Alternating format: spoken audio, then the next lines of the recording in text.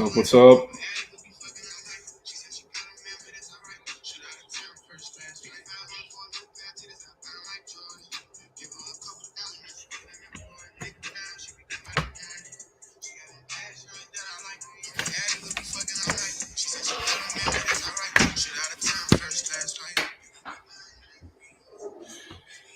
What's up? What's up? Let's get ready to have a day today.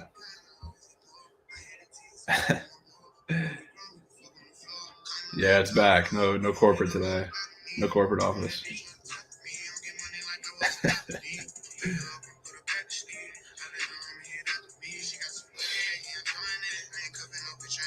So brick, huh? D Wells, what's up, my guy? Jay Wells, what's up? What's up?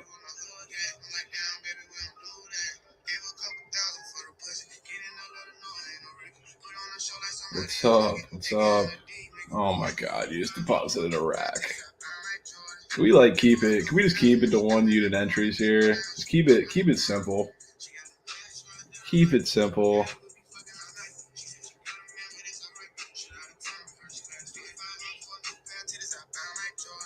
What's up? What's up? Red Panda, what's up? CJ Crone today. Interesting. I do kind of. I'll talk about that a little later, but I'm okay on that one. There's a spot I like better though. Yes, sir. Yes, sir.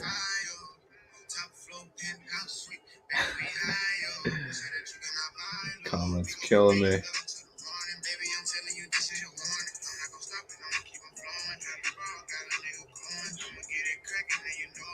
Patriotic and winning weekend. That's right. Let's do it. Let's do it.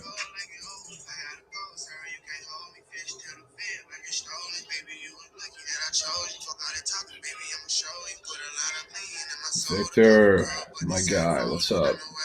Willie, also my guy, what's up? J-Rod total bases. I mean, you can take that every day. Every day.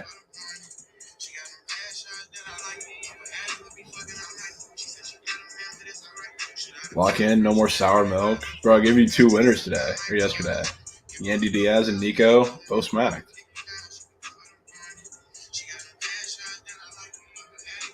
Did I get his premium? No, I did not. Can't say I did. Goldie Fade Day, I don't know about today. We'll see. We'll see. It's on my agenda this weekend. We'll be seeing. We'll be seeing soon. Sour milk. It's funny because least confident in a while, and they both came through. So no, they didn't both flop. They both won, bro. You just slept because you didn't know who the guys were.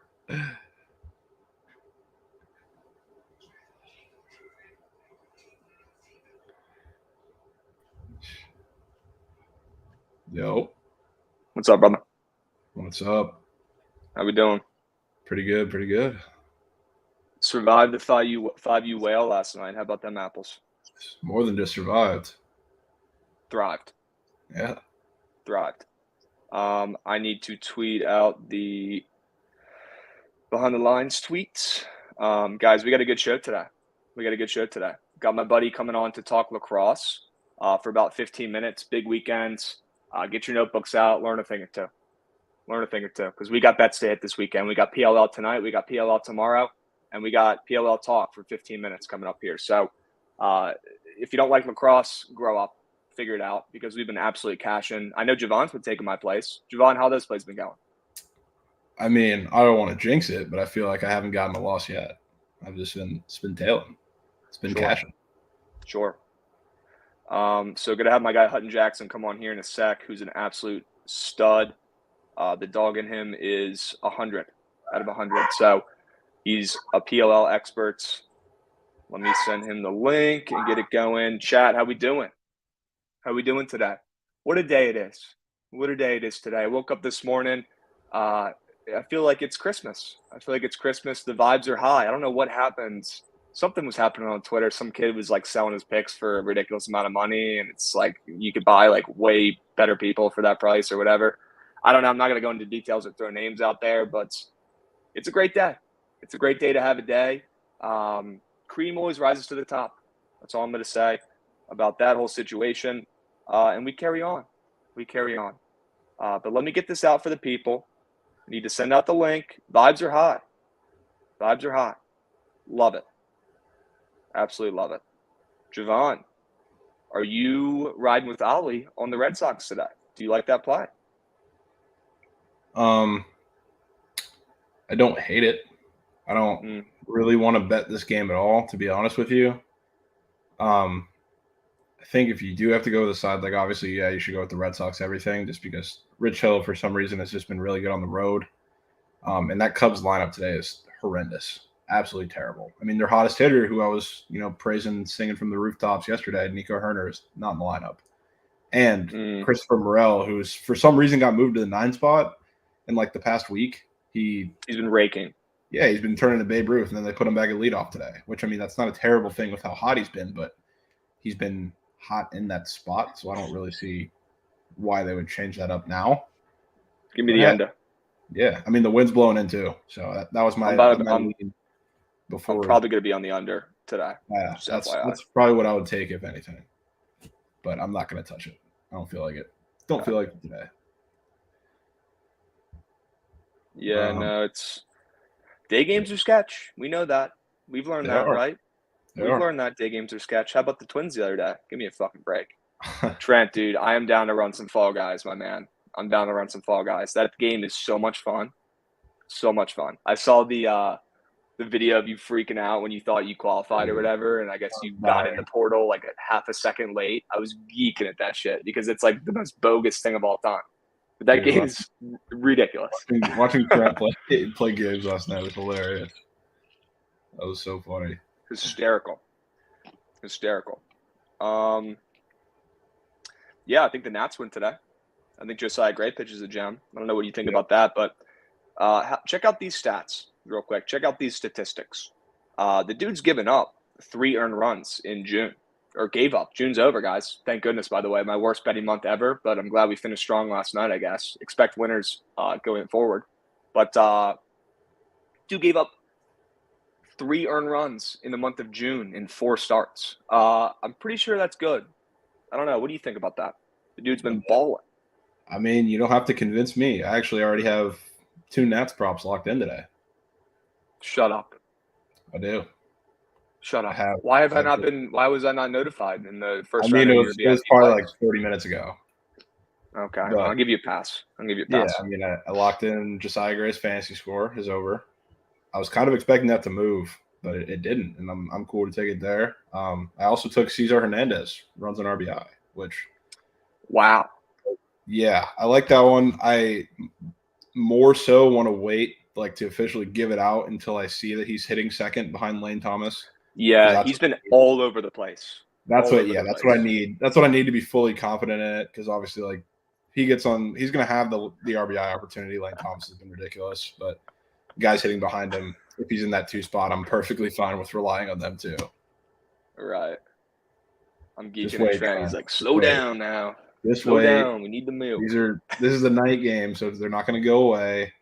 They'll be there, and I'll give a refresh on it as long as we're confident in it. But I will say one that I'll be taking no matter what, and that's Brendan Rodgers today. Sure. He's been an absolute wagon at Coors, and he's got the matchup. I think they're going to rake today. Merrill Kelly is, like you've been saying, he used to be your guy, but he has not been that guy lately.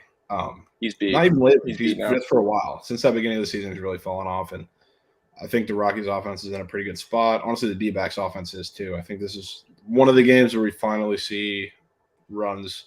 So I'm taking Brendan Rodgers over 1.5 total bases. He hit almost 500 in that Dodgers series in Coors, and he's really heating up. He's one of the guys who's honestly been taking advantage of hitting in Coors the most. So I like that. I know somebody else also mentioned CJ Cron, which I know we like to always talk about the CJ Cron changeups things. I was looking at Merrill Kelly. 6 of his last 10 balls that he's allowed 100+ miles per hour off the bat have been changeups. So sure. Silver lining there for CJ Cron as well. So I'll probably be on both, but I think I like Brendan Rodgers a little more. That's fair. I'm cool with taking Brendan Rodgers. Great name. Great dude. Love the guy. Absolutely love the guy. I mean, he's been having a great year at the plate. I mean, Yeah, he's not a great fielder, but he rakes. That dude rakes. 100%. Um, yeah. What are you geeking at? We need a Trent crate. We need a milk down crate. bad. Trent down bad. No, I don't have anything in the Oh first game, no. to be honest. Trent, let's take the under. Let's take the under in the Sox game. Well, he already dropped like a prize pick of like a full 5-teamer And they of were all props, overs. of batting Wow. props and the Nerfy. So Well, I don't know where his head's at there. And yes, Randy and Kirk bases were free in the corn last night, Willie. It's facts. I played Trent in the show. He's getting the work. It's Thanksgiving dinner. tough night for Trent, I guess. Son took 2 L's and that'll be the show. Yeah. Okay, let's bring on my guy. Let's bring on my guy Hutton to talk some lacrosse for a few minutes here. Super stoked. We've got some good games. I'm gonna bring my guy on real quick. What's up, Hutton? How we doing, brother? Good. How are you guys? Doing well. Doing well. Sorry, I just sent you the link kind of late. It's been a busy morning, but All wanted good. to Busy for me too. wanted to come on. We got lacrosse tonight, my man. This is where we I'm make our excited. bread. This is where we make our coin. Yeah, I'm late stoked, my night. dude. We got 2 games tonight. I know, late plays, dude. Late plays 7 and 10. I mean, I'm cool with it. I'll probably be out watching. I might have to request a bartender to put it on the TV again, like I had to do last weekend. But I'm super stoked. We got 2 games today. We got 2 games tomorrow. I can't count. Let's dive right into it. Let's cut the shit. Let's go right in. I'm super stoked. I Yeah, wish I could we go got into your spaces the other day, but my Redwoods played today they play against who I tonight. think Yeah, is so the Archers. yeah, who I think is the best team or one of the best teams in the league for sure. The Archers, they're good. I agree with This that. game worries me. This game worries me a little bit. Are the Redwoods past their prime? Are my guys past their prime? What are you thinking? Yeah, it's tough. So, you look through the first 2 weeks, they look terrible. And then they get a win against the Chaos, a depleted Chaos team, and they actually look pretty good against the Whips last week. I give them credit. So Archers are a tough team to face on, defensively for them. But I will say that as much as I am going to be on the Archers in this game, and I like the over, we'll get to that a little bit, I do think this actually sets up to be a decent matchup for them just because TD Erlin is going against a rookie in Justin Inacio, who played last week and played in week 1, but had to sit out the weeks 2 and weeks 3. So they're already going to maybe have a possession advantage there. So if they can get some good offensive looks, they can make this a game. But it does worry me just the fact that the Archers are so potent on offense. They are very good in transition. They kill teams in the sub game. The Archers do pretty much everything else so well that they can eliminate their deficiencies at the face-off stripe. And I do think Inacio will actually, play pretty well despite TD having an opportunity to really dominate. So if TD, goes 60, 70%, it could be a good day for the Redwoods. If he, still does well, but not at that dominant level, I think it could be a long day. Yeah, face-offs matter. Face-offs matter, guys. Did TD look better last weekend? Because I know the He first did. couple weeks he was kind of he did look better last weekend. He did, and he played Okay. Nardella, who's a tough matchup. So I forget what the numbers were, but he definitely looked better. The Redwoods as a whole, I think, looked better. Their defense impressed me. Offense still a little bit inconsistent, and a lot of their goals that they scored were either defensive collapse by the Whip Snakes, or they did actually get some more transition goals than they tend to. But I was impressed with what they did in the defense, and I do think they can kind of take what the Atlas did against the Archers last week, maybe press out a little bit more, disrupt some passes against the Archers. So I don't think they're going to make it easy on the Archers, but we are talking about the most efficient offense in the PLL on the Archers, and one of the best players in the world in Tom Schreiber from the midfield. Yeah. So I think he'll have a bounce back week. But it's tough. A lot of people, I think, just look at the Redwoods and think that because they've played so poorly that this game will probably lean under, despite even if the Archers do well. I like the over in this game at 24.5. Okay. And you can actually get it at 23.5 on Caesars. So if you want to lay a little bit more but get a little bit of a cushion, 23.5 is available too. Okay. Yeah, I compare the Redwoods, who are my team, obviously, to like an older veteran pitcher on the mounds who maybe his first start or 2 of the year aren't great. He's still, getting back into the swing of things, getting loose. But this is a veteran team with a lot of stars who are a little older. So maybe it took them a couple weeks to get going. I'm happy they look better the last couple weeks. But gosh, it was brutal to start the year.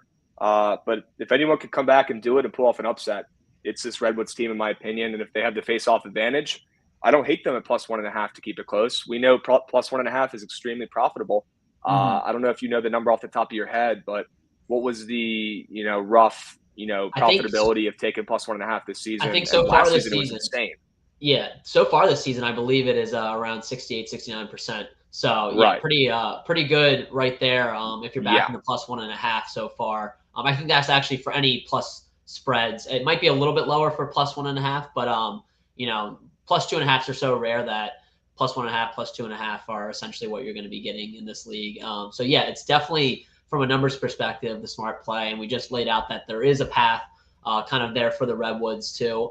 My biggest worry, I think, though, is can they generate enough offense? And, although I do think this Redwoods team has, the guys to maybe push out and cause some issues for the Archers, we are talking about the most efficient offense in the league, and they're generating goals at a 33.7% each possession, even though they're losing the possession battle. So last week against the Atlas, they only lost by 1, despite Trevor Baptiste going 70% at the faceoff stripe. So they get a little bit of faceoff help.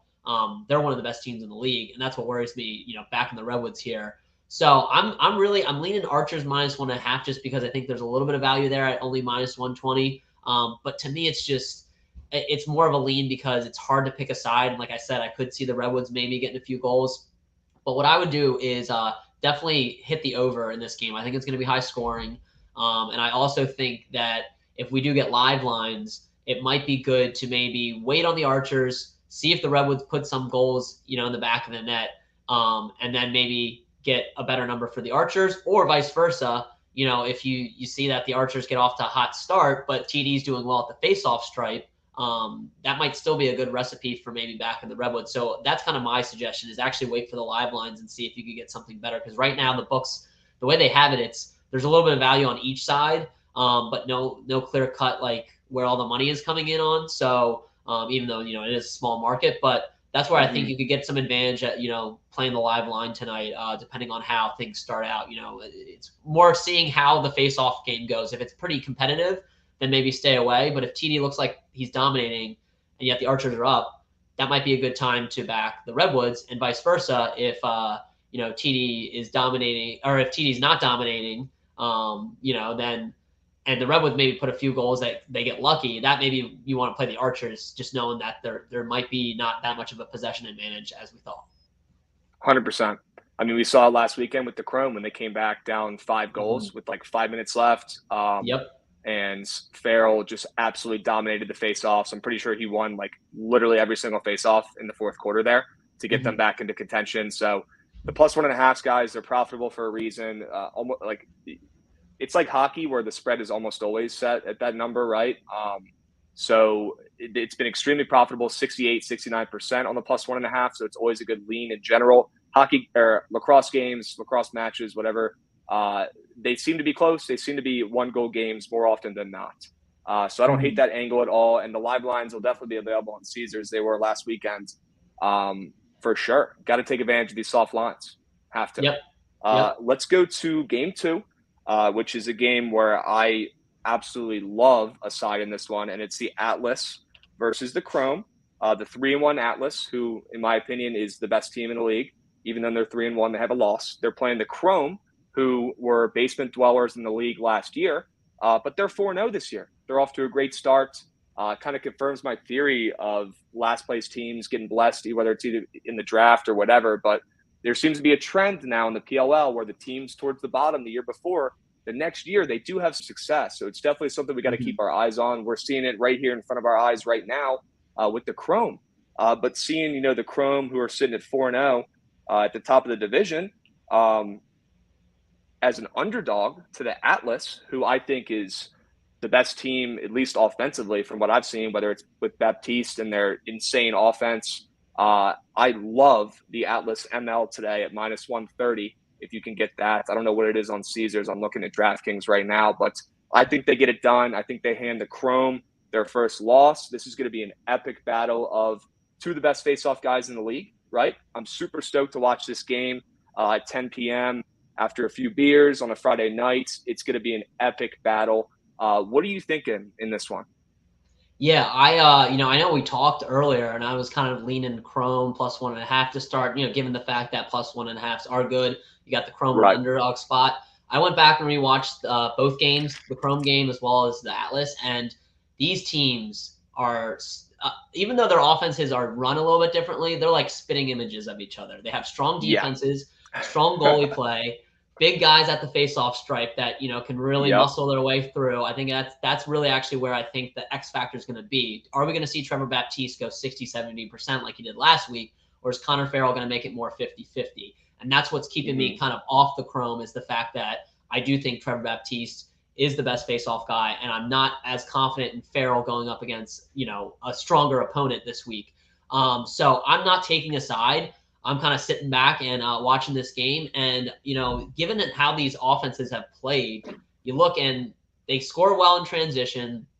The Chrome have obviously come back, put up a lot of goals recently to come back. And then the Atlas started out hot the first 2 weeks. But I really like these defenses, and I actually think this is going to go under the 23.5 total. And you're getting a little bit of value there, too, because it's even money, I believe, on BetMGM.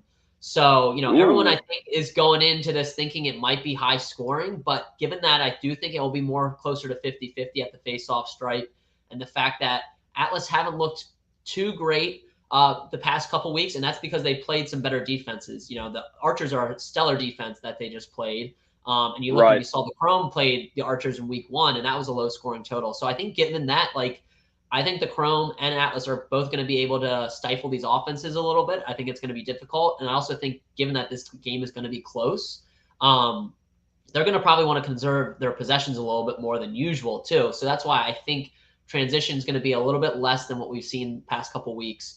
I've been building a model. I'm still beta testing it a little bit for totals, and it has it, sitting around 19 mark. So, a 23.5, that's pretty good in my opinion. Holy smokes. Under there. So, that's a really low scoring 19, and that's, again, I'm still beta testing that. But to me, this matchup sets up for a low scoring.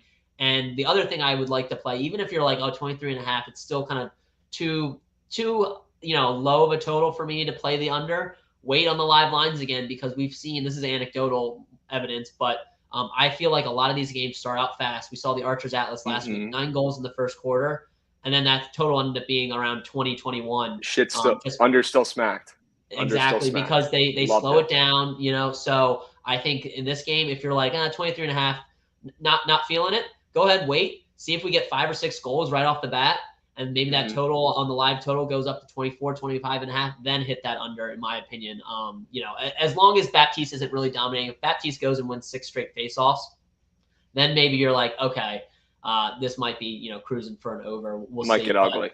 Yeah, but in my opinion, I think it's going to be close. I can't pick a side, so I don't hate backing the Atlas on the money line. I definitely think the money line's the play, especially it's just minus 130, because laying a goal and a half here, I think this game is going to be tight. I just wouldn't do it. And on the flip side too, if you like Atlas on the money line, and then again, I'm talking live betting a lot, but you see that the Chrome get up to a little bit of a lead. I think the Atlas will have a much better shot of coming back against a Chrome lead than the Chrome coming back against an Atlas lead. Even though we have seen Chrome come back, I just don't think Connor Farrell's going to be able to win 5 or 6 faceoffs in a row like he has the past 2 weeks. That's true. He's kind of bailed them out a little bit. Do you think Jeff Teat is the best player in the league right now? I do. He's just not playing like it right now. You could say that about a couple players. Lyle Thompson doesn't look 100% healthy. None of the Whip Snakes have looked too impressive. Matt Rambo had a good game last week. But I do think he is looking better. I think they need to get the ball in his stick a little bit more. I think what's hurting them a little bit too is last year he had a lefty pair with him and Mark Cockerton, and they had a really good two-man game, good chemistry there. He's not on the roster anymore, so a little bit less two-man games from the left side. I don't think they're making any adjustments in regards to that this week, but would like to see them maybe add a lefty either from the player pool or something, just to kind of give more options. Because right now, if Jeff Teat gets doubled, the ideal situation is he's passing it off to another lefty who can, score in space. But unfortunately, they're picking with some righties, and they can score left-handed too at this level. But it's just not been as effective. But in terms of MVP futures, the value on him's a little dried out. A lot of people are pushing for Trevor Baptiste right now in the Atlas, and I think he has the best case on the Atlas for Wow. an MVP future. It's plus 500 though, so you could have gotten it like I think plus 2,000 last week, which was much better value. I didn't get in at that time, so I'm kind of staying off because I do have a Jeff Teat MVP future as well. So I think if you haven't gotten in on the Atlas yet, maybe consider going on Baptiste. He's facing off at 73% right now, and the last face-off guy and the only face-off guy to win MVP did it at 73% as well, Greg Renly in 2015. Now, I caution people, though, because Joe Nardella faced off at 72% during the shortened 2020 season, and he didn't even win MVP. So it's tough with face-off guys and goalies, but right now I think Baptiste is looking like the best player in the league, even though he's only a face-off guy. I mean, he's absolutely dominant. I think tonight's his best test, right? He gets another big guy, good matchup in Farrell. I think tonight we'll know if he's legitimately the best player in the league right now. So I'm with you. But having him at the helm, man, getting that face off, you got to feel good, right? And my guy Caraway is back for the Atlas too. Yes, he is. Love my guy Caraway. So they're all. He had. I don't know if he had any. I don't know if he had any stats last week, but he looks pretty good out there. Shaking off the rust. He had a few shots. He had one shot that I think went off the crossbar, and Jeff Teat caught and finished it. Got posed. So kind of a quote unquote assist there, even though it wasn't a real assist. I don't think it counted on the stat sheet, but I think the Atlas they're interesting. I'm gonna have to see a little bit more from them. They even last week, a lot of their goals were winning their one-on-one matchups, making some spectacular plays. Jeff Teat, Eric Law. We haven't seen the offense that we saw the first 2 weeks, and that's probably because they're playing some tougher defenses. But that's going to be kind of, I think if their offense is going tonight, that's I think their key for them to win. As long as Baptiste is also dominating at the stripe, which I think he will. But his Chrome defense is no slouch. So JT Giles Harris is part of the reason why this Chrome team has looked so good, and it'll be interesting to see how he matches up with Jeff Teat because I assume they'll put him on them. Right. Yeah. He might be getting strapped a little bit. We'll have to see. Super excited for the games tonight. We've got a couple minutes here. Are there any props that stick out to you today, or for these games tonight? We don't have time to craft up a prize picks on here like I wanted to originally, but are there any props in these games that stick out to you? Because I'm going to have a couple props myself tonight. I'm thinking about putting them together, maybe making a 3-piece or a 4-piece. You have 2 props that you like in these games tonight? Yeah, I have a few props, and I do have some prize picks too if we want to do a quick thing, and they're kind of hand in hand. So Mac O'Keefe over 2.5. It's juiced at minus 150. The problem with these props is they're so heavily juiced, and I'm very juice adverse. But Mac O'Keefe has scored 3 points in the last 4 games. So he's been shooting a lot too. So it's not just he's shooting over his efficiency and you getting some lucky looks. He's actually producing at a normal level and still getting those 3 points. So I like over 2.5. Right. And going hand in hand with prize picks, it's listed at 2. So of course, like the over and the prize picks for him at 2 points for that. And then, not really any other strong props for me. Logan Wisnauskas over 3.5 is an interesting one because it's only minus 110. But that's a little bit tough because he's going up against this Atlas defense. Another one that I hate playing unders on props because they're just not fun. But Justin Gutterding is right now running from the midfield. They have Zed Williams back. I like the Water Dogs in their this matchup against the Whip Snakes. And you can get at plus 105 his under 2.5 points at plus 105 on DraftKings. So I don't think he's going to put up 3 points. I'd be surprised, and he has had a 4-point game, I think, once this season, but every other time it's been under 3. So I do like under 2.5 for him on DraftKings. And then prize picks wise, I think there's a lot of value there. You got TD Erlin over 10.5 face-offs won. We just mentioned he could have a big day today. And then it's over 6 ground balls is what I like. So those are 2 face-off props for prize picks I like from him. And then, back to finding some expected, positive expected value. Thomas Kelly for the Chaos facing off. He hasn't done tremendously well, but he's ground balls is at 4. And if he wins 4 or 5 faceoffs, that's 4 ground balls right there. So I like over there. And then Graham Hossack is another one, even though I do think TD is going to have a big day at the Stripe. Graham Hossack can get ground balls not only from causing turnovers, which he's tend to do. He has 15 ground balls so far this season. He leads the league. But he's also facing off a few times when they're giving Ignacio a break. So Graham Hossack over 3.5 is another prize pick that I like for ground balls. Let's go. Yeah, that could be kind of a cheat code if he gets if he gets some reps, some reps at face-off, that could be a cheat code for his ground balls. I think he'll take to at least 2 or 3. I really do, and they might have Warren So Jeffrey hopefully he back gets on one. defense. Yeah. Yeah. So you Okay. get a few caused turnovers. There's 1 or 2 ground balls there, and then you take two or 3 face-offs. Especially if Inacio has a false start or whatever, because if you get a penalty on the face-off, you have to sit out that next one. And Hasek has been that go-to guy when someone has to sit out. So, right there, I think he's going to get some opportunities, especially if Inacio starts losing some to TD. He might try to jump the whistle, and that's also a recipe for more for Hasek and more for TD as well. You're kind of getting double dipping a little bit. It's like playing both sides at such low totals there on Prize Picks. Awesome. I'll send you the ones that I'm thinking of. I got to dig in a little bit more, but we got some time because these games are late tonight. So, guys, absolutely. If you haven't watched the PLL yet, it's on. Both games tonight are on ESPN Plus. Huge for the program that ESPN purchased it. I think it's great for the sport. And they're both on ESPN Plus tonight. Super stoked for these matchups. My Redwoods, this is kind of a must-win game for them. They got to pull off an upset to stay relevant right now. If anyone could do it, it's that veteran squad. We'll have to see. I'll be rooting for him, my man. Roll Woods. And real quick, who do you think is winning the whole thing? If you had to pick one team right now, who do you think is running away with it? Mine would be the Atlas. What are you thinking? Where's your head at right now?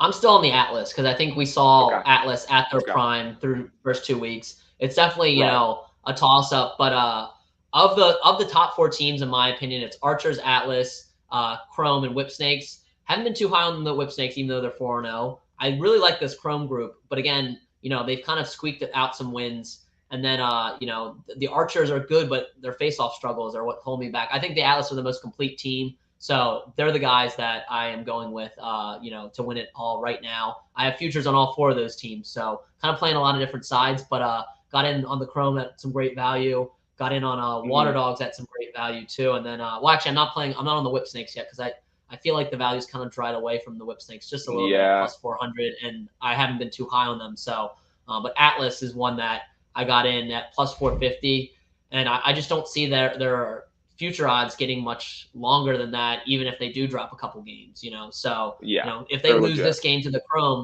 Chromes are going to get shorter, but you might still just see the Atlas at around plus 500. So I would get in on them now, just set yourself up for some hedge opportunities. But that's me, in my opinion. For sure. And yeah, my guy is right here, Jay Champ.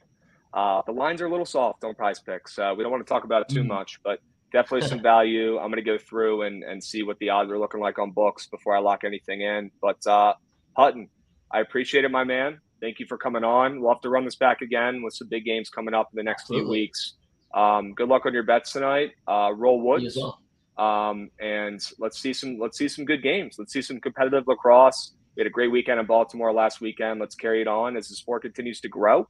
I think we're in this sport at the perfect time. The lines are a little soft, and we love watching it too. So it's fun to watch. Absolutely. It's a win-win, rare win-win. So Absolutely. I appreciate it, my man. If people want to find you on Twitter, what is your at?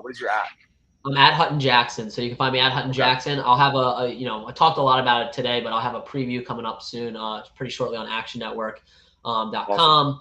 And every week, we do a Twitter space bet on lacrosse. I know you've jumped in, past weeks, and you're going to jump in future weeks as well. But if you want to learn a little bit more about lacrosse, we tend to do a pretty deep dive. So definitely check that out. Awesome. I appreciate it, my man. Well, happy Friday. Enjoy the rest of your day. I'll definitely check out that article. Good luck on your bets, my man. Thanks for coming on. Thanks. You as well, Krabs. Thank you. Have a good one, my dude. All right. Absolutely electric. Guys, PLL, get hip, grow up. Shit's electric. Time for some baseball. Let's pivot. Let's 180. We got the boys coming in, Jovan and Peter. Peter, in the new crib. Are you in the new place? Not yet. I am cribbing it with my parents for the month of July. I'm covering the All-Star game in LA. So you told me that. Waiting for the New York apartment market to not be the worst on the planet. But I should be back in August. But right now, parents. Hey, awesome. It plays. You're out in Cali, so can't be too bad, right? It plays. It definitely plays. Mm-hmm. Also, the PLL talk was kind of firing me up. I have no idea what, the names of these teams. Redwoods, Smoking Trees. I don't even know who's playing. Dude, their slogan is literally "Roll Woods."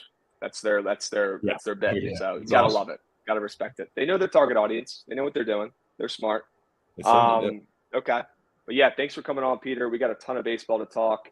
I know we've got you for about 20 minutes here. You're a busy guy. You're hard to get a hold of. So I appreciate you coming on. Jovan, as always, thanks for coming on, my man. Let's talk some baseball. Let's talk this day game. We got a game coming up in an hour. I like the under in the game. Rich Hill's on the road, which means he's okay. I like the under.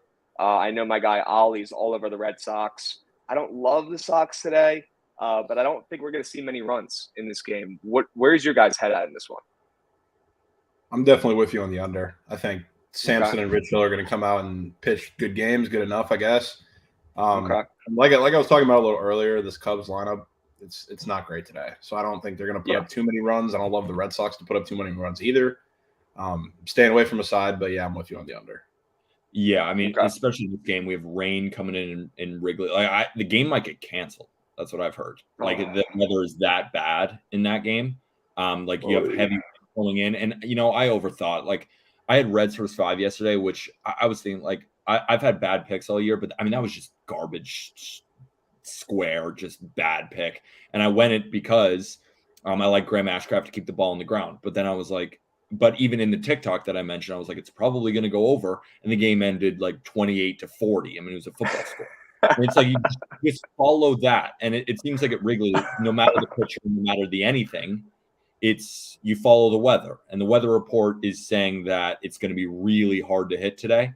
And it's almost like a don't think who's pitching under because the line is creeping down too. I think it opened at 9.5, it's down to 8.5. I mean, it's similar to these over. See it open at 9 and then it just shoot up to 11 and then 48 runs are scored.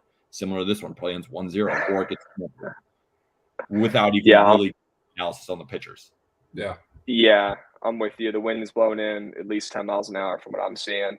I'm going to be on the under. I'm going to take it. I'm locking it in now.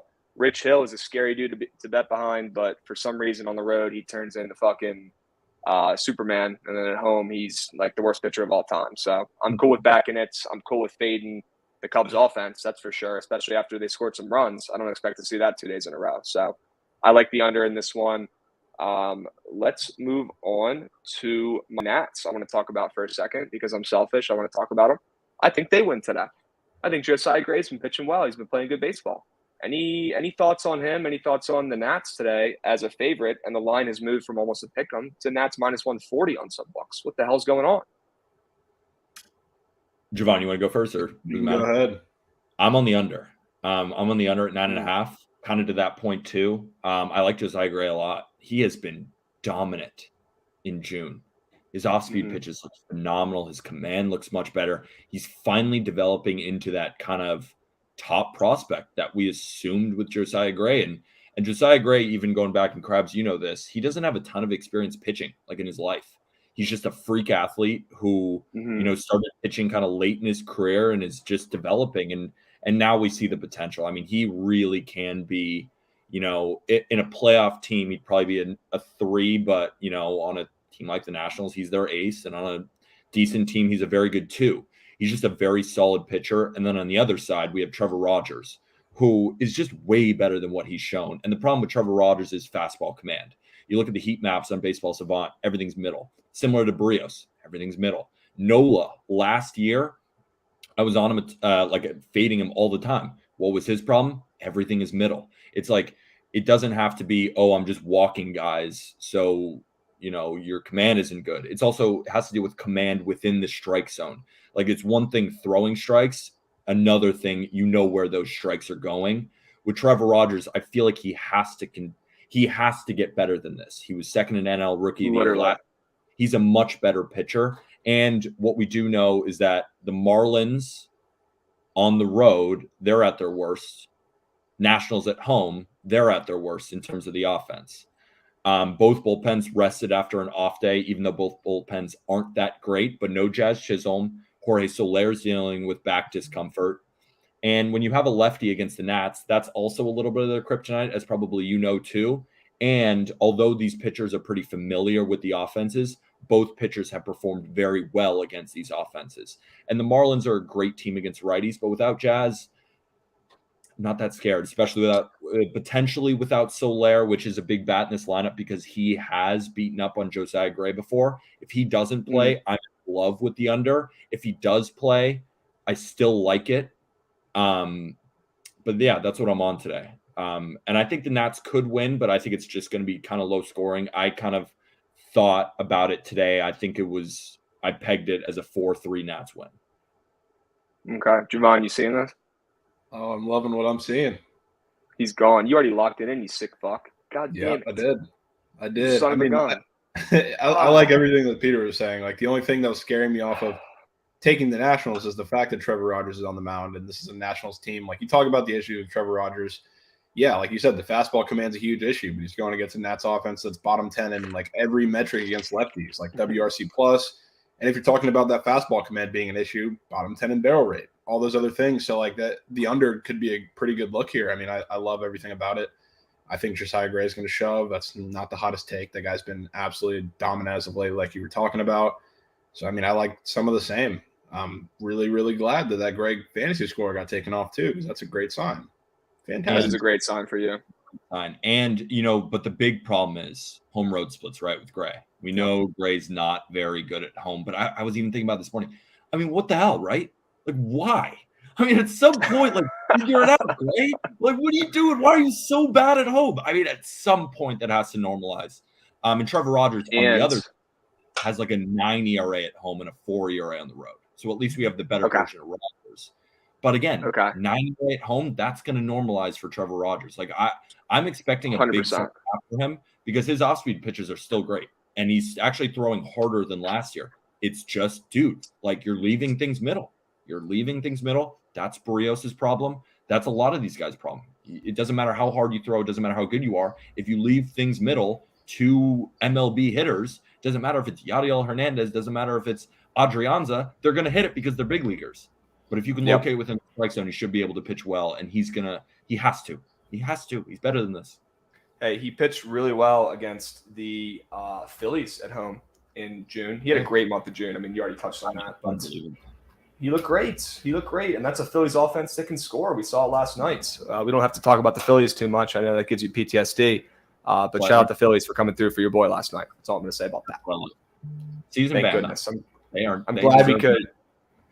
They deserve the ban. And I'm happy. I mean, I'm still not profitable on the Phillies this year, I don't think. Even after the 5U. Max? It was a 5U whale max play. Yes. And I'm pretty sure I'm still down on betting the Phillies games this year because fuck them. Gosh, man, they're brutal. Okay. I want to do the Wants and Needs segment that we started yesterday. Peter, I gave you a quick breakdown of it. Yesterday, me and Jovan started out with our teams. I did Nats. He did Blue Jays. I want you to give your Yankees wants and needs. Very simple. I mean, buy or sell. Needs, like positionally, what do you guys need? What are you looking for? And then some potential players you could see yourself going out to go get. What are you thinking for your Yanks? Well, Yankees are probably going to buy, because they're the greatest team ever. Oh, really? No way. Shocking, yeah. No, I mean, the Yankees, but like, what do you buy? It's clear that the Yankees wanted a left-handed outfielder, which is funny, right? They have Joey Gallo. Joey Gallo's gone. He has not worked in New York. And I was taking kind of my victory lap this morning because I had that early on. I mean, last year, it wasn't that hot of a take saying that Joey Gallo's not going to work in New York, but I got a ton of backlash on it because like all of his advanced numbers, all that hoopla, like great defender. Well, he hasn't even played that great a defense, and he's a much better defender in right field, but he ain't playing right with Aaron Judge. I mean, Aaron Judge plays a lot of center, but we also have Giancarlo Stanton, who has performed better at the plate when he plays defense. Joey Gallo just doesn't have a spot on the Yankees. He refuses to hit against the shift. And it's like, well, we don't need another one of you. So I think that the Yankees are going to be in on Ian Happ of the Chicago Cubs. I think the Yankees are going to they're in on Brian Reynolds, but the Pirates are going to ask for Anthony Volpe, and the Yankees are going to be like, nope.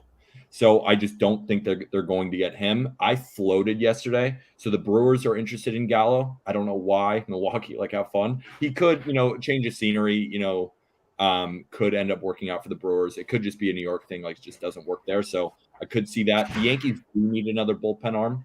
Loaizaga has not been even close to what he was last year. So they need him. They could use a bullpen arm. I floated Joey Gallo for Brad Boxberger. of the Brewers. They have Hader, they have Williams, and Boxberger has been great. Could they part with him? I think that's possible. But basically, what the Yankees need is they need a lefty outfielder. Like Benintendi, I know has been in the market, but I actually love Benintendi to your Rays, Jovan. I like Benintendi to your Rays. So I think Ian Happ should be kind of the front runner to go to the Yankees. But besides that, I mean, they could use a shortstop, but they have Oswald Peraza, who's one of their best prospects. I mean, everybody talks about Volpe, but Peraza's the guy in AAA, and Peraza's the guy whose glove is phenomenal. And he took a big step forward last year offensively, and then this year he's hitting well again. I think Peraza could be an answer at shortstop. I like IKF. I kind of do, but he can't hit, so. But he can pick it. But Peraza could be the answer at shortstop. I don't think that they need to go out and get one, but a long-winded answer. Right. Shocking to hear you say the Yankees are going to go out and buy. Really, really shocked to hear you say that. Good. And Benintendi, I could see you guys going out to get him too. He's probably going to be on the move from what I'm hearing, whether it's to the Rays or Yankees or wherever. I think somebody's going to go out and get him. And I'm a Benintendi guy. I like this kid, Benny Biceps. I mean, he was a Red Sox, right, for a while. So Peter, I mean, you'd happily take him, obviously, right? He's pretty fucking good. But I like the kid. No, that good. You don't know if he's that good, really? He's all right. Well, I think he's around better than Joey Gallo. Yeah, I mean, anyone's better. Yeah, come on, we're better, right? So, yeah, okay. But it's like if you want Benintendi, I mean, it's it's not going to take that much, but he's not a great defender in a corner. No. He's like an average defender. And at the bat, you remember when Nicky Lopez last year hit 330 and basically his only value is from that batting average because he doesn't really hit for much power. And it's not like Benintendi affects much on the base pass either. So you're really relying on a guy to keep up a batting average. And he's pretty good. If the Yankees only got Benintendi, I would not be very excited about about the deadline for them. Okay. I'm sure you guys will make plenty of moves. I don't think you have to worry about that. For better or for worse. Yeah. Chapman's back today. Well, he does. Who'd you say is back? Aroldis Chapman's back. Chapman's back today. Okay, maybe he'll actually put some effort in and try out there on the mounds. I mean, he looked like he was trying to lose them games at some point. I don't know what the hell he was doing. Do you guys remember when I came on originally on the stream the first time? I said, watch Chapman's velo. If he's 96 and 97, he's the worst. If he's 100, he's elite. And it really has to do with that. And so we'll see today. We'll see if he's healthy. If he's 96, 97, literally send him to the minors. If he's 100, we're golden. Okay. That's fair. Yeah. And I give Chapman a lot of shit. He's still one of the best relievers in the past decade. Yeah. Could be a Hall of Famer. Could be. Jovan, who'd you do? You did the Blue Jays? Yeah, so I got the Jays, which obviously everybody knows at this point they're buyers. Their main concern is going to be bullpen help. I think regardless of whether it's bullpen help, they've also been linked to wanting a lefty outfield bat, a.k.a. Andrew Benintendi as well. So I think either way you shake it out, obviously the main concern is going to be bullpen help. They're getting a deal done with the Royals. I think it's either going to be for Benintendi or it's going to be for Scott Barlow for that back-end bullpen shot. Yep. We see that their bullpen has been atrocious. I think it's been bottom and 8th worst in the league in terms of ERA over the last month. So I think more of that's going to subside towards the end of the year. I think Scott Barlow is a fantastic shot for them. I wouldn't count them out for taking a shot at David Bednar either. He's obviously a hot man. It's going to be floated out there. With the Blue Jays, just really interesting because they are a team, yes, they need bullpen help, but they're a luxury at many other options. I think they're also looking for that lefty bat help, like they said, but they have a fantastic offense, so it's really their choice. They're also looking at depth in that rotation, which is really interesting because I think a lot of that is going to be key on how Nate Pearson returns, because I think he's coming back in the next week or so, but he had that long bout with mono, I believe. So they're going to come in and they're going to limit his workload a bit, they've said, and then they're going to kind of try and build him up to being a starter. So how that progresses in the next, month or so up to that trade deadline, I think will be really important in terms of what they're looking for. But obviously that main concern is going to be bullpen help. I think the names to watch out for are Barlow and Bednar. I think those are the two top names on the board.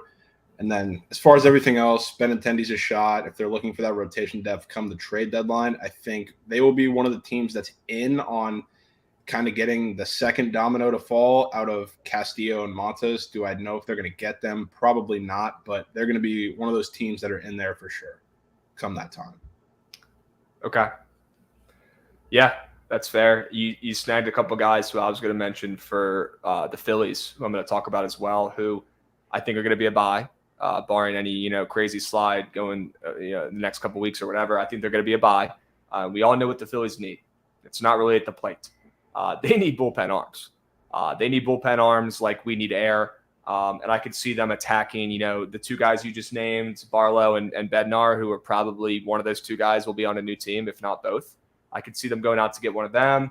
I could see them going out to maybe get Melanson, who I don't really know what he's doing in Arizona or what their game plan is with him. But that's a guy who has been. I know their game plan with Melanson. They signed him to a 2-year deal to trade him at the deadline. Literally. Well, then there you go. So he's going to be on the move. Smart move. Although he's been underperforming this year a little bit, it's still Mark Melanson. A team would die for a guy like that. He's fine, right? You agree that Mark Melanson is going to be okay? Are you motivated to close out games for the Diamondbacks? Like, you get into playoff rate, he's going to be way better. Agreed. Do you guys think a guy like Gregory Soto could be on the move for the Tigers? Like, what is he doing there? And the Tigers have a good bullpen too, for no reason. I could see some of the Tigers bullpen guys being shipped around. With Soto being the main piece there. I've been seeing a lot of places that the Tigers have started kind of engaging in talks with Soto, but the price tag has been super high for a lot of the teams that are interested. So I think that's one of the things I saw when I was looking at pitchers for the Jays, who they could potentially target. That a lot of teams were not exactly in on that price that they were asking. Obviously, we got a month. So a lot of things could change. A lot of packages could change. Asking price could change. But I don't know. Phil's Utley did say one too. I mean, Jorge Lopez from the Orioles. Like, he's the only reason I didn't have him on the list for the Jays is because he's in the AL East. You're not going to do any trades with them. But that's an interesting name for the Phils to keep out of. So that is a. Good. Oh wait, am I laggy? A little bit, but go ahead. You're good. We can hear you. My bad. So with the schedule changes that are coming forward next year, you're going to be playing your division a lot less. I think we will start to see more trades within the division. Like, I think the Blue Jays. Oh, are we losing them? Just a bit. Come on, Peter. He's on that California Wi-Fi. It's not working too hard. Taking that Friday off. Shit. Come on, Peter. Come back to us. Bring him back. While he figures that out. Yeah, good call. Good move on that. We'll bring him back. We'll see when he's off. But yeah, I mean, I get what he's saying. I think you're going to see a lot of more interdivision trades. Yeah, I think you're going to see a lot of more interdivision trades. I just think the reason I was so sketch on it because of the Jays is because, the Orioles, I think they're still trying to find their way up to that division. Like, do they realistically think that they're going to get a wild card spot at this point? No, but they're not out of it like they've been every year. So I think they're trying to still find their way as terms of that. I don't think they want to do any interdivision trades immediately this year. But going forward, like you were saying, it's going to be a very viable option. Obviously, you have teams competing for that spot, but they're not going to play each other as more, so it's not as much of an issue. So I definitely agree with what you're saying there. I was thinking about if that rule change was right now, I could see the Phillies going out and getting a guy like Victor Robles from in a division, who I don't think they'll make that trade right now. But, I mean, goodness gracious, could they use another outfielder that plays a little bit of defense, a defense-first guy?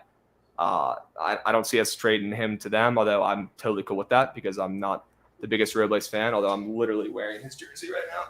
Yeah, it's absolute sicko buying that jersey. It is what it is. But, yeah, I could see them. They need a guy like him. Are there any other defensive first outfielders that you could think of that could be on the move that the Phillies could go out and snag? Kevin Kiermaier. Really think of any. Kevin Kiermaier. You think he might be on the move? Yeah, the whole problem with him, the Rays have been trying to trade him for years. I mean, he's had injury issues, but B, his contract is not a typical team-friendly Rays contract. So I don't know. I think out of him and Glasnow, one of them is going to be on the move come the deadline, but I think it's going to be Glasnow, Kiermaier. They've been trying to trade him for years, so they're going to continue to do so if they can find a suitable fit for him. So Okay. that's something to think of. I'm trying to think of some other ones. But yeah, Laureano is definitely in that conversation as well. I don't want to say that though, because I want him to the Rays, respectfully. Okay. Yeah, Kevin Pillar, maybe. I know he's still kind of hurt. I don't really know what his game plan is on the Dodgers. I don't think they'll trade him, though, because they kind of want to have him on the back burner just in case there's some injuries or something. Like, the Dodgers aren't going to be selling shit. They're not selling anything. But that's the type of player that they need, that the Phillies could need in that outfield, because they got the offense. That's not the issue. But if they're playing Schwarber in the outfield, good luck, because he's not going to make all the plays they need to make to win a World Series. Yeah, Peter had to go. He literally turned into a potato. He just texted me. His internet is brutal. So, Peter, thanks for coming, my man. I appreciate it. At least we got to hear his Yankees segments and pick his mind on that. So he said his computer shut off completely, literally went to a potato. It is what it is. It is what it is. We carry on. We move on. Real quick, guys, go over to @thegameday on social media. Give them a follow. They've got some good content on there for sure. And check out thegameday.com. See if they've got any sportsbook promos in your state to get you guys some free coins to play with. Definitely give them a follow on social media as well. Okay. Anywho, did you see the Chris Sale interview after his start? Did you happen to see that on Twitter? Nope. Okay. All I saw from him was I saw a couple nice pitching ninja clips of him in his re-up start. That was about it. Yeah, he had, and I wanted to pull this up and play it, but I was kind of pressed on time before. But he had a great post-game interview where he looks, and I don't even know if I could call it a career rejuvenation, because he is very good whenever he plays. He's just not healthy. But he looks like he's ready to come back and attack and be at the top of that rotation again.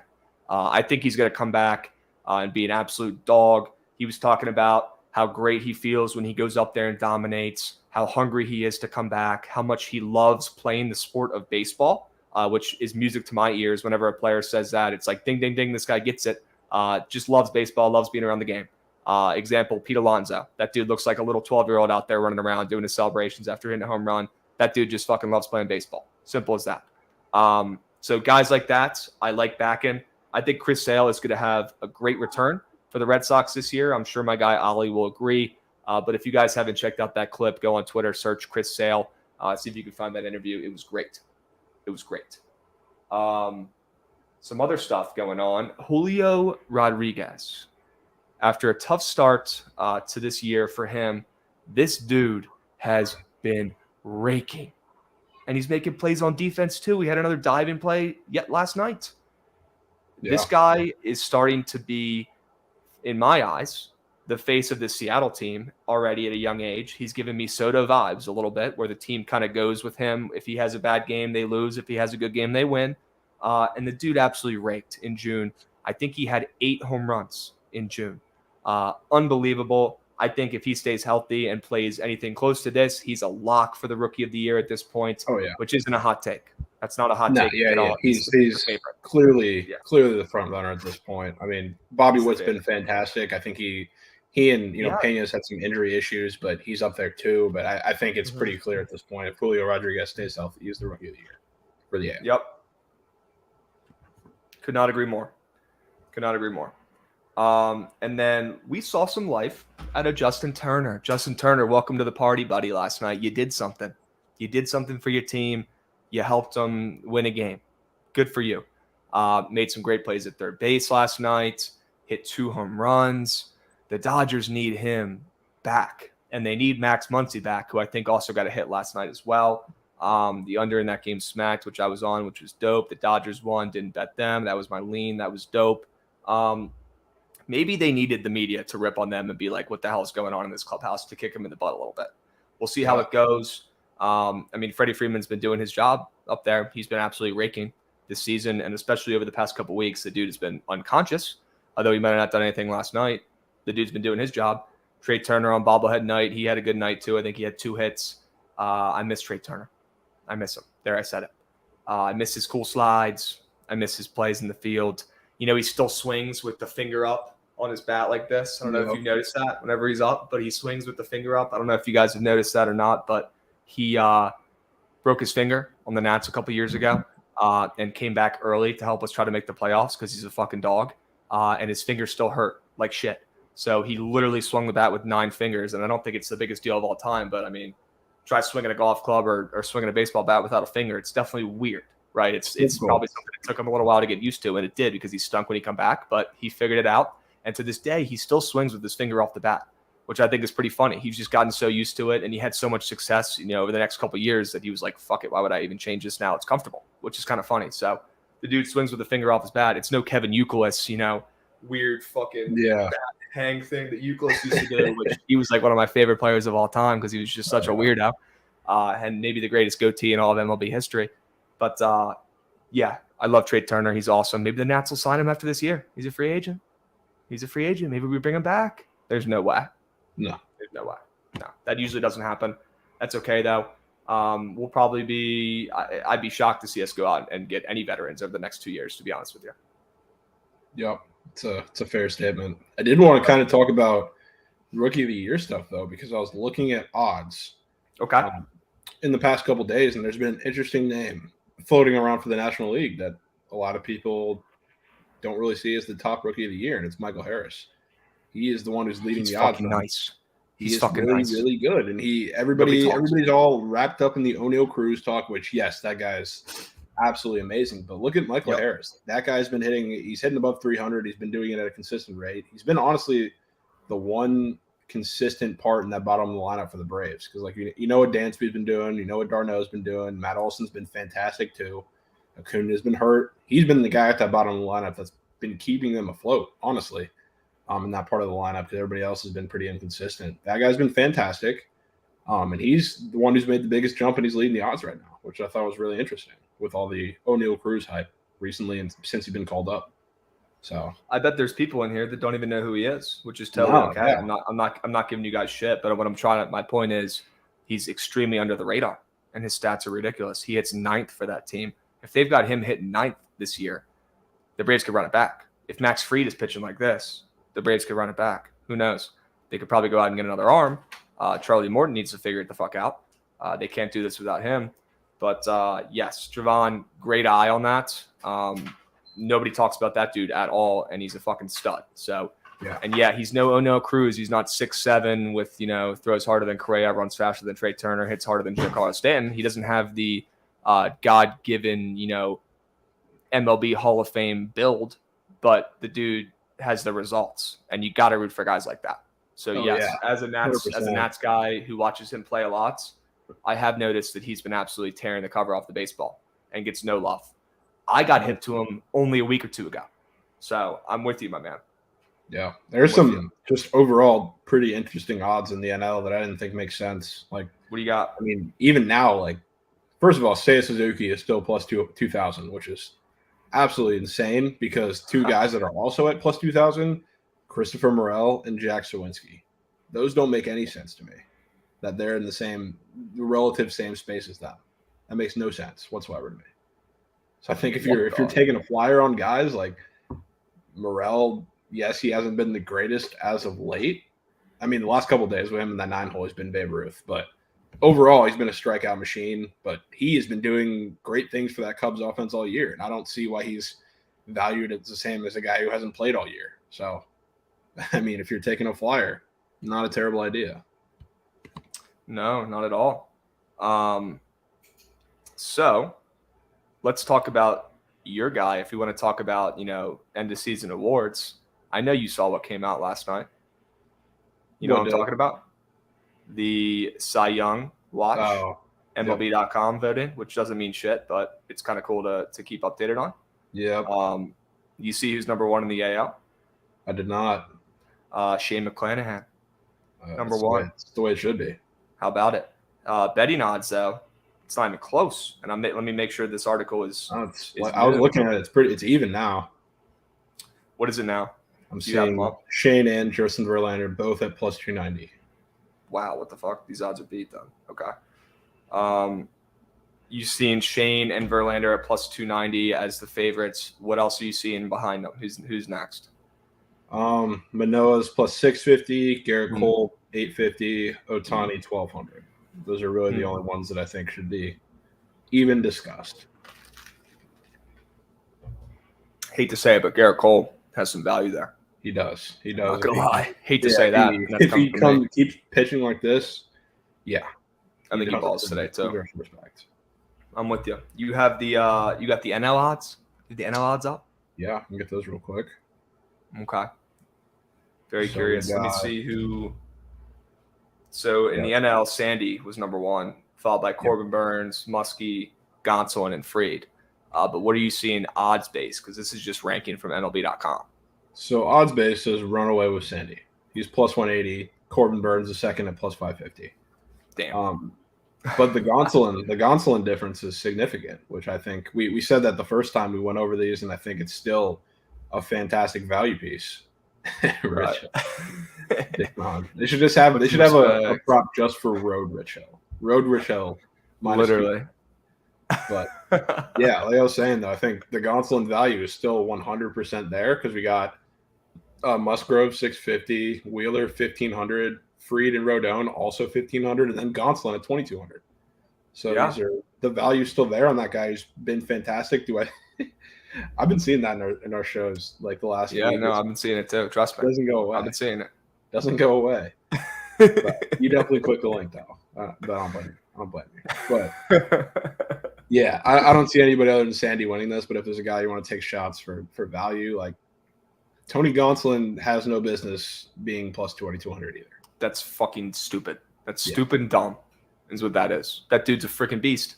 Can you go over what the odds are again?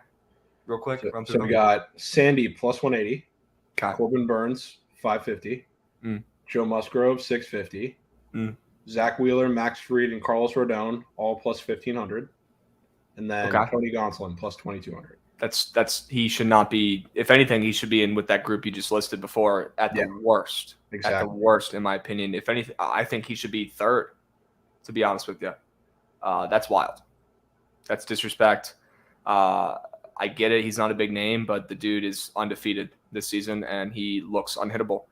Maybe it's because they don't stretch him out. Maybe he doesn't have the innings that some of the other guys have. Let the guy pitch. Yeah, Give him a chance. Give him a chance. You know what the funny thing is? I'm looking at the very bottom.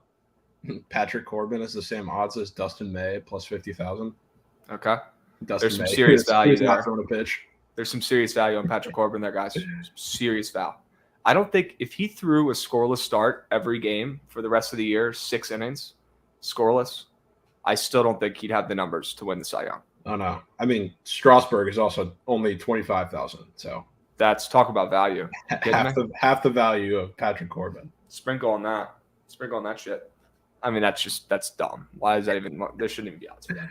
Yeah, it's funny. Unbelievable. Okay. Awesome. Yeah, I wanted to talk about some Cy Young stuff. So that is dope. Do you want to talk about some of these games today? We've got like 10 minutes. I feel like the people want to hear it. Chad, any questions you guys got for us? Fire away. You know, we're always open to opening the floor, right? So let us know. Big Kitchen, Nats money line. Sure. I'm thinking about unbanning the Nats and then rebanning them after tonight, like I did with Zimmerman night when they won. Is that allowed? Are you allowed to unban and reban, or does that kind of just defeat the purpose of the ban? I mean, maybe a one-time deal.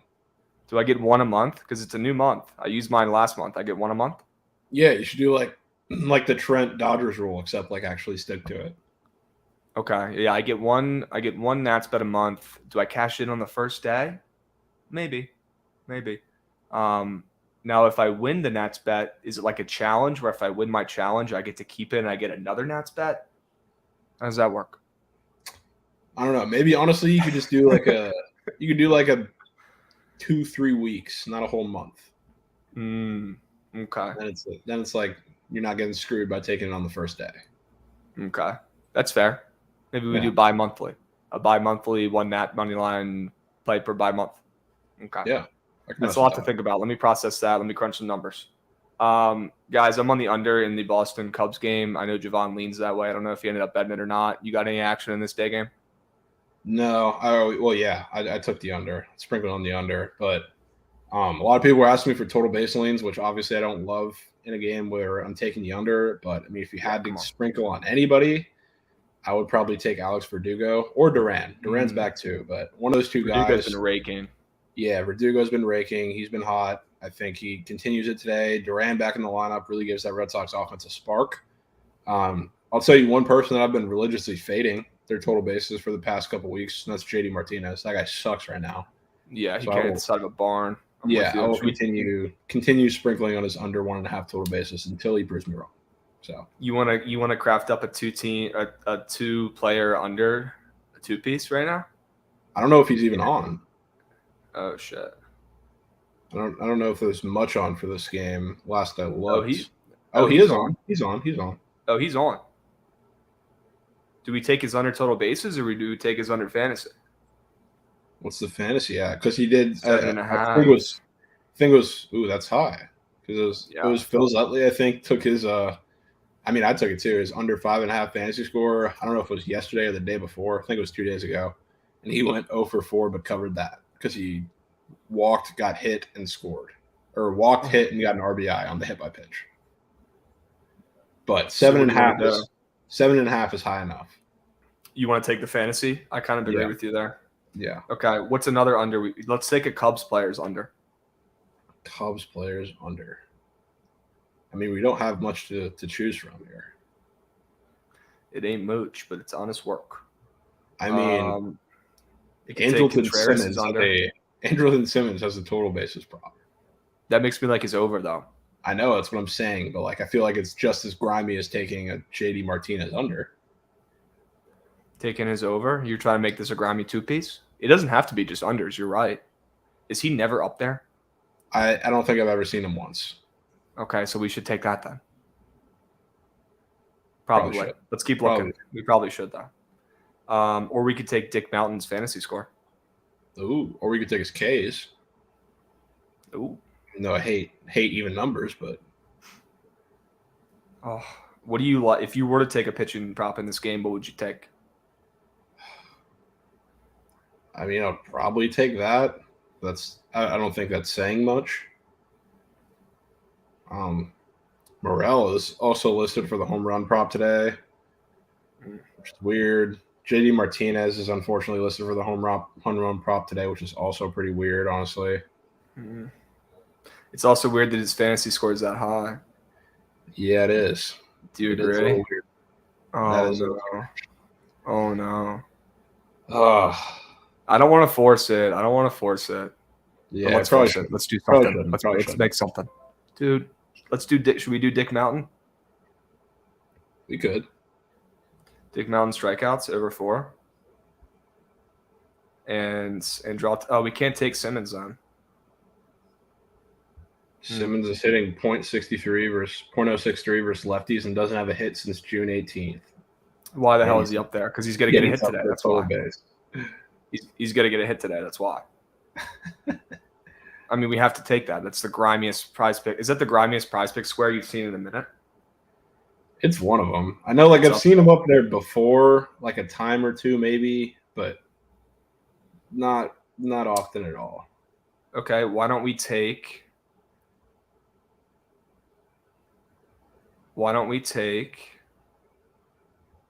first inning under hits allowed in this game?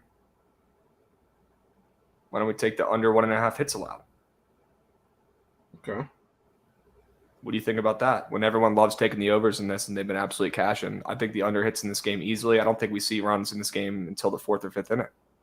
Well, I mean, what's the likelihood of getting only one hit but getting a run? Not good. It had to be a solo home run, right? Yeah. So I mean, what's your point? I'm just saying, if we're taking an under hits allowed, I don't know how the dynamic would be between that and just the Nerfy. Oh, you want to throw the Nerfy in there? I don't want to, but I'm saying, if we're taking an under hits allowed, because we like it that much. Did someone say Nerf? I don't know if we're allowed to say that anymore because people are. Duran leading off for the Red Sox is really good for their offense too, which I feel like he's gotten, like somebody just said, a leadoff hit every single time he's in the lineup. Well, not today. You want to take the Nerfy? I mean, I'm not against it. Are we even allowed to say Nerfy on here now? Because people are acting like they own the terminology Nerfy now, and they're asking for Yeah, we just credit. gotta say People are no freaking run out. first inning. Gotta say it in full. Government name. Oh man. All right, let's do it. Fuck it. Yeah. I will say this is definitely a contrarian play because the Cubs are the best first inning team in baseball. They scored in the first inning yesterday. I don't think it's the right. I mean, let's I don't take either. it. This is not one to tail. This is just one where we're just doing a little sprinkle just to do a little sprinkle, really. Do not tail, but the play we're taking that you could lock in with us is Andrelton Simmons over a half total bases and the Nerfy in this game. But do not tail. But that's what we're taking if you want to take it. But don't tail. Do not. But if you want to take it, that's what it is. Okay? I'm putting very small units on this for a good reason. Yup. Let's get it. Awesome. We got 5 minutes. What's your favorite play today, my dude? I mean, if we're talking props, I would definitely say that Brendan Rodgers prop. Please share for copyright. Yeah, I would definitely say that Brendan Rodgers prop is my favorite. That's just kind of riding the hot hand at this point without riding a hot hand like a Goldie or like a Freeman or somebody like that everybody knows about. Right. But as far as, a side or everything like that, there's kind of a lot on the board. It's kind of overwhelming today, honestly. I think as disgusting as it is, I don't know if it'll be my favorite play, but I think I'm going to go back to that Rays over, which a lot of people took yesterday and got burned on it, and a lot of people are going to be on it again today probably, but I think today's the day to do it. If we talk about Kluber, that guy's been ridiculously good. He's been escaping jams. He's been like another Cal Quantrill. But I don't know how that's going to work today against this Jays team. I think he gets blown up today. I think Barrios, he's going to be good and bad at the same time, which is weird, but I see it a lot against this Rays team. He's going to get his strikeouts, so I'd recommend taking that if you have that. But yeah, I think they're going to get to him a little bit today, which is disgusting to say after watching the Rays offense for the last month and especially yesterday. But yeah, I'll probably be monitoring some sides and have probably a little better look than that. But that's really all I've gotten deep into because I've been in the props, been in the prop bag. As you should be. Yeah, I like the Nats today to win. I'm really thinking about unbanning them and then rebanning them straight up. I think they win. I love everything about it. Josiah Gray gave up 3 runs in the entire month of June, including a home start against the Phillies, where he literally gave up 1 hit in 6 innings to the Philadelphia Phillies. Guys, Josiah Gray is here. He's here. He's finally pitching how he's supposed to pitch. We knew Peter hit the nail on the head. Something's got to give. Why the hell is he so bad at home and so good on the road? I think it was just bad luck. The sample size is too small. He's a young arm. I don't think that shit matters. I don't think it's a real thing that he pitches terrible at home. I think it's going to even out. That honestly makes me like the Nats even better today. I love that half the money, the handle is split right down the middle, but the line has moved from a pick'em to Nats minus 140. That tells you big brain bettors are taking the Nats today, which is scary to say out loud, but they are. People are moving lines. Sharps are moving lines. I'd like to join the party. I'd like to come. I'd like to get an invite from the Sharps on this one because I am thinking about joining. I am. Turkey tosser Rodgers on the mound. I don't hate the under like Peter pitched it earlier. I kind of like the under. I think Rodgers might pitch a little bit better than he has been because the matchup is good for him when we don't hit lefties very well. And he's a little bit better on the road. But yeah, give me the under. Give me the Nats ML. I love this. I think that might be my favorite play on the card today. Yesterday, I absolutely loved. It was a small card, but I really did love all the plays on the card. And I'm really trying to do a better job of only taking plays that I actually really fucking like and not just forcing shit to have 3 plays or 5 plays a day. Today, I don't love the card as much. I'll be honest with you.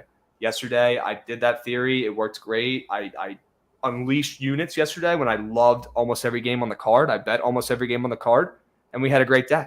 We had a great day yesterday. Today, I don't love these games. I'll be honest. I really don't. I really like the under in this Boston game, which I'm on in a couple minutes if anyone wants to ride.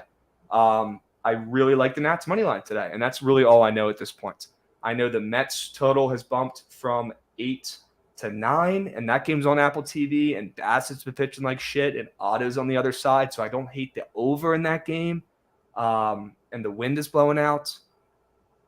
but I need to do some more digging with you as well. I really don't love anything on here. Yeah, it's fair. I I don't. think as far as sides go, I feel like there's a lot of matchups, a lot of interesting pitching matchups, which some of them with like terrible pitchers on the mound, great for props, but Right. hard to kind of evaluate as far as a side. Someone also did ask me favorite prop in the Rays game. If you take Teoscar Hernandez total bases for every game of the series, you will be up money. I despise that guy. He hates the Rays. He turns into Barry Bonds against the Rays. He's a Rays killer. Yeah, he's a Rays killer. And it's like, it's not even just he's done it a couple times thing. He does it literally every time we play them in Toronto or in in Tampa, whatever. So it's ridiculous. So took it yesterday. I took his home run prop yesterday too, just because I've seen it 50,000 times. Did he go yard? Yeah, he did. He went yard in his first at bat. It was annoying. And not only is he a Rays killer, but he also has been just mashing baseballs over the last month. Like he's fucking locked in. That dude smashes. 100%. And you got to trust. I mean, if a Rays fan is talking about a guy who he's seen for in a large sample size own a team, you got to listen up, right? For the Nats today, it's Miguel Rojas. Miguel Rojas is not very good, but Miguel Rojas, for some weird reason, when he plays against the Nationals, turns into fucking Derek Jeter at shortstop. Like he's a freak. Honestly, probably could have given a better offensive comparison, but the dude absolutely rakes against us. Some guys just do that. And those are the kind of things that you got to stick out and pay attention to. Last night, perfect example, Joey Votto. Joey Votto owns Kyle Hendricks, has the most home runs against him in his career. And what did he do last night? He hit a fucking bomb in a game where they didn't score many runs. But he fucking hit a home run still, and he still took care of business. Even when Kyle Hendricks has incredible, impeccable stats against that team at home in his career, it didn't matter because Joey Votto eats against Kyle Hendricks. He sees the ball great against Kyle Hendricks. Some hitters just see the ball great against some of these arms. Everyone's got different arm slots. Everyone's pitches move a little bit differently. And you just got to find some guys that just rake against other guys. And me last year, there's no way in fuck that I would ever take Joey Votto. And I didn't take Joey Votto last night. My roommate did, though. He cashed out, which was lit. But I would last year, Krabs would never back that. He'd be like, that's what everyone's going to be on. That's the public play. No way I'm backing that.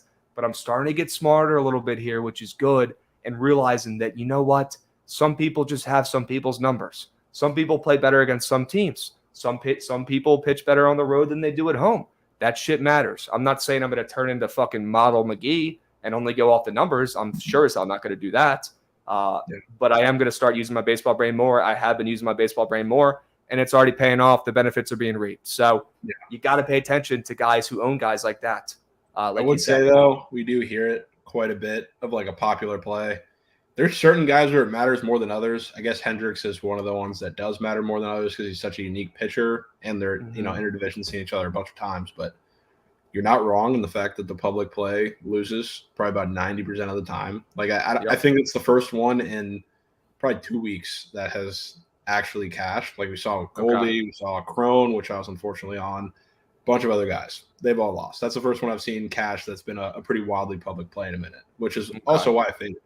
But I also faded the Reds, which worked. So well, there you go. Yeah. That's called diversifying your portfolio right there. Is what you were doing. Your sports betting portfolio. Actually, we were talking about the Cubs a little bit the night before, and they came out. I was on them anyway, and then when I heard it on stream, may have added a unit or two. Sure. Some sneak use. Some sneak use were in play. A little bit. Wouldn't say sneak whale. What I'm talking about. We'll sneak a couple units for sure. We don't talk about the sneak whales anymore, remember? We don't talk about it. Yeah. Although maybe last night broke the curse. That wasn't even a sneak whale. That was just me putting my nuts on the table. That was big old crabs nuts on the table, just hitting the bet. All right, let's have a day, Jovan. We're both on the under in this day game, guys, if you're looking for some action. But do your own research before you place a bet because it's your money. It's your money. Jovan, have a great weekend, my dude. We'll be talking later. I appreciate you coming on, as always. Sharp as attack. Sharp as attack. Let's hit a prize picks tonight. Let's hit one. Let's do it. We had 2 back-to-back nights with shitty games, not a lot of opportunities. Plenty of games today to pick from. Let's be surgical and let's get sharp and let's hit a prize picks. All right, my man? Let's do it. Let's do it, my dude. I appreciate it. Guys, have a good weekend. Happy Friday. Don't be afraid to drink a couple beers tonight. Don't be afraid to drink too many. It's Friday. Enjoy it. You got all tomorrow to recover. Let's have a day. Let's have a week. Trent, take over. Let's hit a parlay today. Why not us? Why not us? Thanks, guys.